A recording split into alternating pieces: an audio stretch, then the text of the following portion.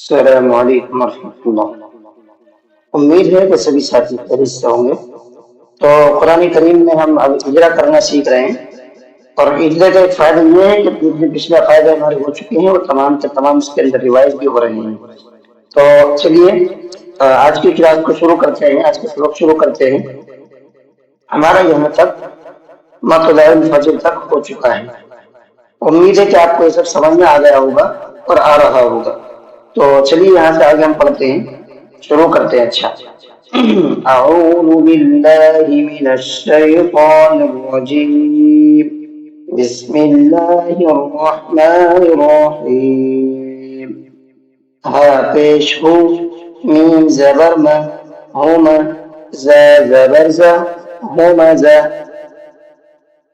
لام دو زیر تل، ہوم ز تل، لام پیش لو، ہومزۃ اللو، میم زبر م، لوم، ز زبر ز، لومز، تا زیر تی، لومزتی، نون لام زیر لل، لومزتی لل، لام زبر ل، ذال زیر دی، لذی، لومزتی للذی، ہومزۃ اللومزۃ للذی۔ دیکھیے یہاں پر کتنے فائدے ہیں۔ حامیم زا، تینوں کے اندر حرکات کا فائدہ ہے کیونکہ ان پر زبر اور پیش ہے۔ تام تنوین کا فائدہ ہے، تو تنوین کے بعد میں اگر لام آتا ہے تو وہاں پر غنہ اچھا کچھ نہیں ہوتا ہے، ظاہر کر کے پڑھتے ہیں۔ میم زا تا، تینوں کے اندر کیا ہے؟ حرکت کا فائدہ ہے۔ اور یہاں یہ جو نون چھوٹا سا نون ہوتا ہے، یہ نون قطنی کہلاتا ہے، اس نون کو پڑھنا ہوتا ہے، پڑھا جاتا ہے یہ نون۔ چلیے یہاں پر آپ کا جو ہے الف لام کے بعد میں زال آ رہا ہے جو کہ حروف قوالی کے حروف میں سے ہے، اس لیے صرف لام پڑھا جائے گا، الف نہیں پڑھا جائے گا۔ نون کو اس لیے ہم نے لام میں ملایا ہے اور الف کو چھوڑ دیا ہے، اور یہاں پر حروف مدہ کا فائدہ ہے، اس لیے زال کو کھینچ کر کے پڑھیں گے۔ اب دیکھیں کیسے پڑھتے ہیں، میں پڑھ کر کے بتا رہا ہوں آپ کو۔ ہومزۃ للذی، ہومزۃ للذی، چلیے آگے۔ حمزہ ہا زیر ای، دال زیر ری، اہدی، نون صاد زبر نس، اہدینس۔ دیکھو میں نے نون کو صاد میں ملایا ہے، یہ والا الف اور یہ والا الف لام تینوں کو چھوڑ دیا ہے، وہ ابھی بتاؤں گا کیوں چھوڑا ہے۔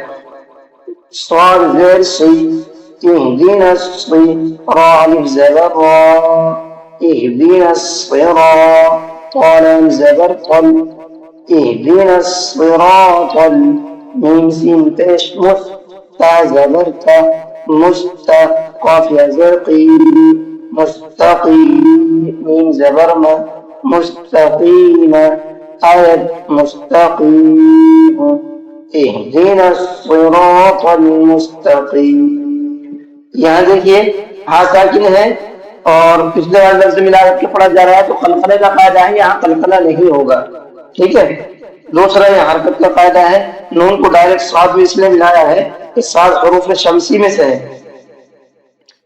اور حروف شمسی کا فائدہ ہے کہ الف لام کے بعد حروف شمسی کا کوئی حرف آ جاتا ہے تو نہ الف پڑھا جاتا ہے نہ لام پڑھا جاتا ہے، اس لیے ڈائریکٹ نون کو صاد میں ملا کر کے پڑھا ہے۔ میں حروف مدہ کا فائدہ ہے، آپ کو کھینچ کر کے پڑھیں گے۔ طالم زبر طل، یہاں بھی آپ کو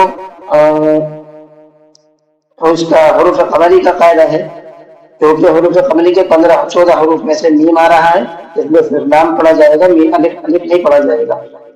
مستقیم، باقی قاعدے آپ کے آ چکے ہیں، جو آپ کا مین پوائنٹ ہوگا وہ میں آپ کو بتاتا ہوا چلوں گا۔ اهدنا الصراط المستقیم، لام الف زبر لا، تا حا زبر تح، لا تح، میم زیر می، لا تحمل، لام پیش لو، لا تحمل، را زبر رزق، قاف زبر قا، رزق، ها زبر ها، رزقها، لا تحمل رزقها۔ چلیے آگے پڑھتے ہیں۔